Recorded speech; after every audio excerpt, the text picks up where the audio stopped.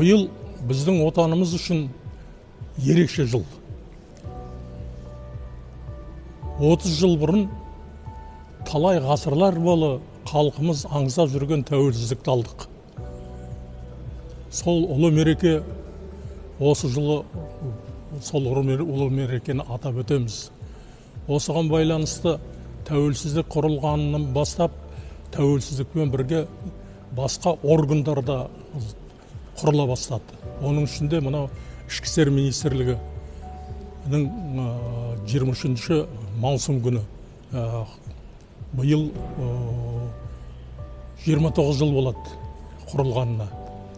Бұл орган, өздеріңіз білесіздер, біздің тәуелсіздігімізді сақтаудағы